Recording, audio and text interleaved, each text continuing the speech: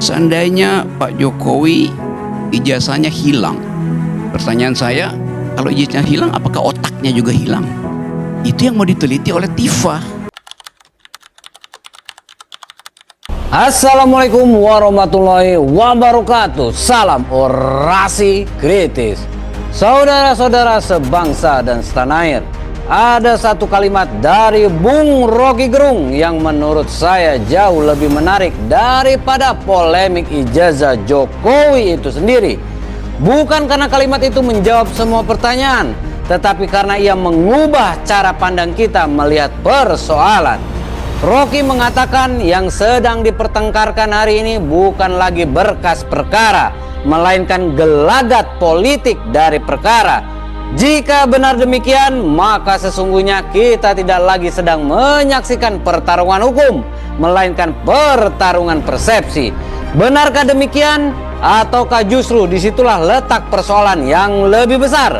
Mari kita simak terlebih dahulu cuplikan pernyataan Rocky Gerung berikut ini. Silakan menyaksikan. Dari awal memang kasus ini kasus tentang gelagat politik yang makin lama dia makin terpolar. Karena mana ujung dari kasus ini?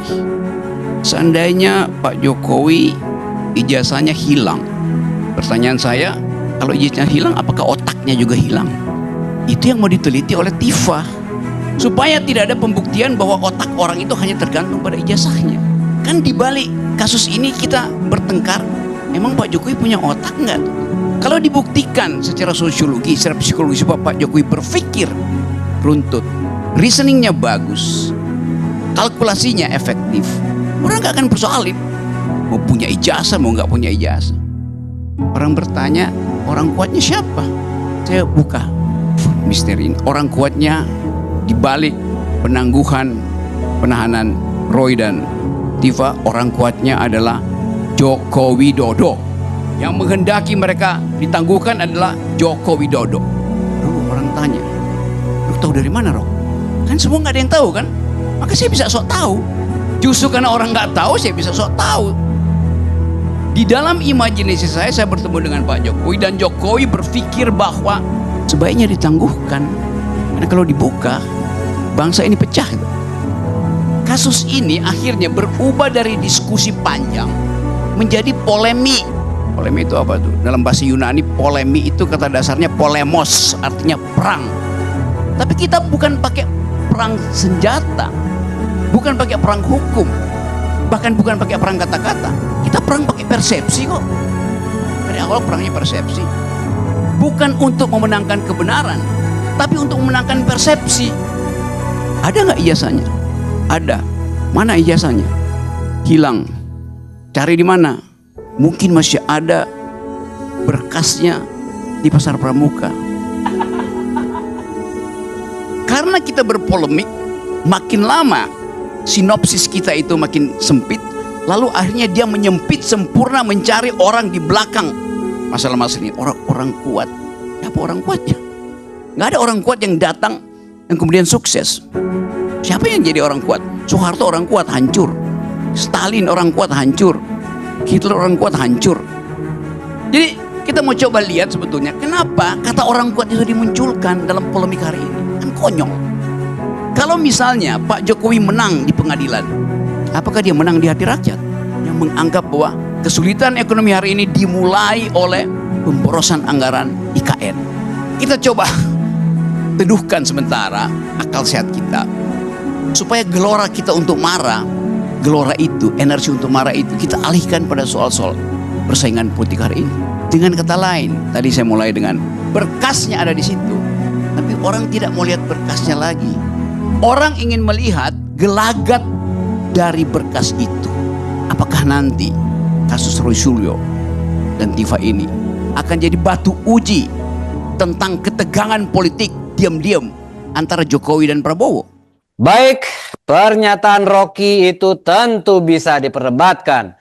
Sebagian orang akan setuju, sebagian lainnya akan menolak. Namun ada satu hal yang tidak bisa diabaikan. Di balik seluruh polemik ini, Rocky sedang mengajak kita melihat sesuatu yang lebih dalam daripada sekedar soal asli atau palsunya sebuah ijazah. Ia menggeser fokus pembahasan dari berkas perkara menuju gelagat politik. Dan justru di titik inilah menurut saya analisis yang sesungguhnya baru dimulai. Mari kita bedah mengapa Rocky mengatakan bahwa yang sedang diperebutkan hari ini bukan lagi kebenaran melainkan persepsi. Saudara-saudara, ketika Rocky Gerung mengatakan bahwa yang sedang dipertengkarkan bukan lagi berkas perkara, melainkan gelagat dari perkara, sesungguhnya ia sedang mengajak kita keluar dari ruang sidang dan masuk ke ruang politik. Sebab di ruang sidang yang diuji adalah bukti, tetapi di ruang politik yang dibaca adalah isyarat. Disinilah letak perbedaannya. Berkas perkara memiliki standar yang jelas. Ia harus dapat dibuktikan, diverifikasi, diuji, dan dipertanggungjawabkan. Sebaliknya, gelagat politik tidak pernah memiliki bentuk yang pasti. Ia dibaca melalui keputusan, sikap, bahasa tubuh kekuasaan, hingga momentum yang muncul bersamaan. Gelagat tidak bisa dipegang seperti dokumen, tetapi justru seringkali lebih memengaruhi cara publik menarik kesimpulan. Dalam politik, persepsi seringkali bergerak lebih cepat daripada fakta. Bahkan tidak jarang fakta yang sudah diputuskan secara hukum tetap kalah oleh persepsi yang telah lebih dahulu hidup di tengah masyarakat. Karena itu pertanyaan yang sesungguhnya bukan lagi apa isi berkasnya, melainkan mengapa publik lebih tertarik membaca gelagat politik daripada membaca bukti. Jawabannya sederhana saudara-saudara, tetapi sekaligus mengkhawatirkan. Karena kepercayaan terhadap institusi sedang mengalami krisis. Ketika masyarakat masih percaya penuh kepada lembaga hukum, mereka akan menunggu putusan.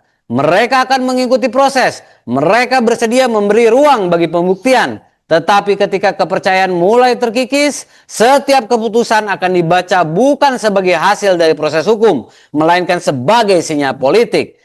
Setiap langkah dianggap memiliki maksud tersembunyi. Setiap penundaan dianggap sebagai strategi. Setiap keputusan dianggap sebagai pesan kekuasaan. Inilah yang dimaksud Rocky sebagai gelagat.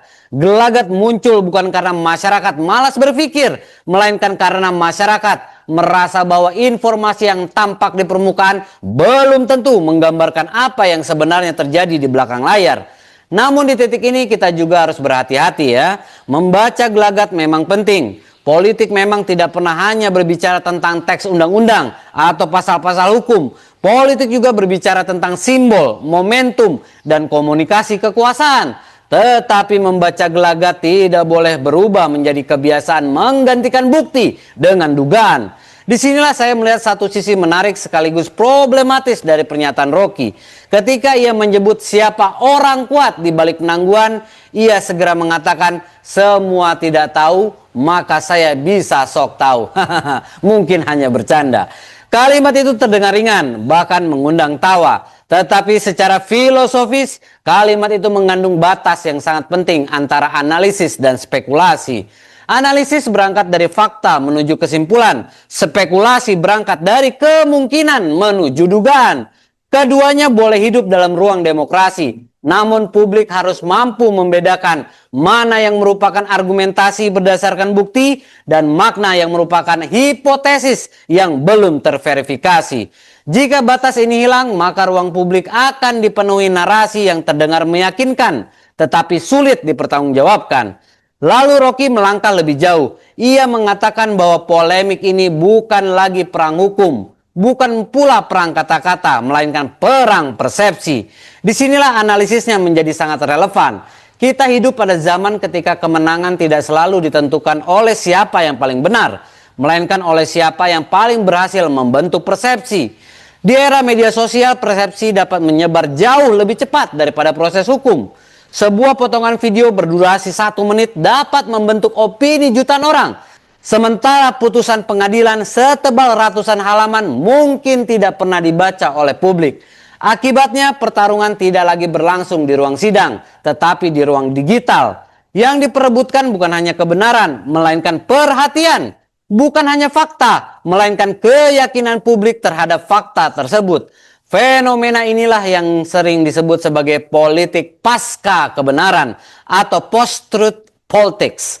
Dalam situasi seperti ini, Emosi, identitas, dan kepercayaan seringkali menentukan daripada data dan bukti. Orang cenderung menerima informasi yang sesuai dengan keyakinannya, lalu menolak informasi yang bertentangan meskipun telah didukung oleh fakta. Maka jika polemik ijazah Jokowi terus bergulir selama bertahun-tahun, mungkin persoalannya memang sudah melampaui dokumen itu sendiri. Yang sedang dipertaruhkan adalah kepercayaan masyarakat terhadap institusi, terhadap proses hukum, dan terhadap elit politik. Ketika kepercayaan melemah, setiap langkah akan dibaca sebagai manuver. Ketika kepercayaan menghilang, setiap keputusan akan dicurigai sebagai rekayasa. Namun ada satu bagian lain dari pernyataan Rocky yang patut direnungkan. Ia bertanya secara provokatif, kalau ijazah Jokowi hilang, apakah otaknya juga hilang? Wah, luar biasa kalimat tersebut ya, memang benar-benar provokatif. Kalimat ini tentu bukan jawaban atas polemik keaslian dokumen. Keaslian dokumen tetap harus diuji melalui mekanisme yang sah. Tetapi pertanyaan Rocky mengingatkan kita bahwa sebuah bangsa juga perlu menilai pemimpinnya dari kualitas berpikir, integritas, dan kebijakan yang dihasilkan, bukan semata-mata dari simbol administratif. Meski demikian, kualitas kepemimpinan dan keaslian dokumen bukanlah dua hal yang saling meniadakan. Seorang pemimpin dapat dinilai dari kebijakan dan kapasitasnya, sementara pertanyaan mengenai dokumen tetap berhak memperoleh jawaban yang transparan melalui proses hukum. Demokrasi menuntut keduanya berjalan beriringan, bukan saling menggantikan. Pada akhirnya, saudara-saudara, saya melihat bahwa inti pernyataan Rocky bukanlah mengajak publik berhenti mempertanyakan ijazah. Yang ia coba tunjukkan adalah bahwa polemik ini telah berkembang menjadi cermin dari persoalan yang lebih besar. Sebuah bangsa yang terlalu lama hidup dalam kecurigaan akan mulai membaca segala sesuatu sebagai konspirasi. Sebaliknya, bangsa yang memiliki institusi yang dipercaya akan lebih mudah menerima hasil proses, meskipun tidak semua orang menyukai hasilnya. Dan mungkin disinilah pelajaran terpentingnya. Sebab yang menentukan masa depan demokrasi bukan hanya siapa yang menang dalam satu perkara, melainkan apakah masyarakat masih percaya bahwa kebenaran dapat dicari melalui akal sehat, bukti, dan proses yang adil. Jika kepercayaan itu hilang, maka setiap perkara akan berubah menjadi perang persepsi yang tak pernah benar-benar selesai. Saudara-saudara sebangsa dan setanah air, pada akhirnya polemik ijazah Jokowi ini mungkin bukan hanya tentang sebuah ijazah. Ia telah berubah menjadi ujian bagi cara kita berpikir sebagai sebuah bangsa. Apakah kita masih mampu membedakan antara fakta, analisis, dan spekulasi? Ataukah kita telah larut dalam perang persepsi yang membuat kebenaran semakin sulit ditemukan? Demokrasi tidak hanya membutuhkan kebebasan untuk bertanya, tetapi juga kedewasaan untuk menerima jawaban yang dibangun di atas bukti dan akal sehat. Sebab tanpa keduanya, setiap polemik hanya akan melahirkan polemik baru tanpa pernah benar-benar menghadirkan penyelesaian. Saya ingin mendengar pendapat Anda. Apakah Anda sependapat dengan analisis Rocky Gerung? Atau justru memiliki pandangan yang berbeda? Sampaikan argumentasi Anda di kolom komentar. Saya pamit, tetap kritis, tetap waras. Sampai jumpa di orasi berikutnya.